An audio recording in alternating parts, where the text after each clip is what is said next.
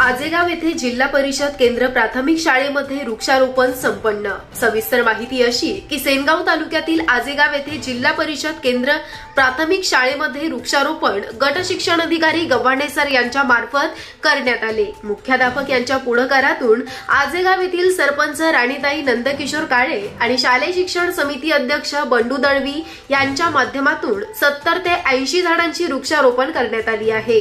यावेळी उपस्थित कार्यकर्ते महादेव काळे, तैलिक शिवा संघटना अध्यक्ष हिंगोली चव्हाण सर, आरू सर, भिंगे सर, पाणबुडे सर, नंदकिशोर काळे सर, संदीप वाघ, गजानन व्यवहारे सर, संदीप ठोकळ, रामेश्वर वानखेडे, अमोल पाईकराव, वैभव वाघ, संदीप गोरे, महादेव माळवदे, डॉक्टर गजानन महाजन, पत्रकार संतोष दिवाणे, श्रीराम महाजन, एसके सर, मधुकर चाटसे, रामू सुरशे, महावीर बोराळकर, अंबादास चाटसे, प्रकाश भक्तर, ग्रामपंचायत सदस्य गणेश बांगर व ठाकरे सर गावातील प्रतिष्ठित नागरिकांची यावेळी उपस्थिती होती व हिंगोली जिल्ह्याचे प्रभारी रामदास पाटील सुमठाणकर एक पेड़ मां के नाम हरित क्रांती अभियान हिंगोली या उपक्रमाअंतर्गत सरपंच राणीताई नंदकिशोर काळे यांनी संपर्क साधला असता 100 ते 150 वृक्ष मोफत देण्याचं आश्वासन रामदास पाटील सुमठाणकर यांनी आश्वासन दिलं। त्यांच्या या नवीन उपक्रमामुळे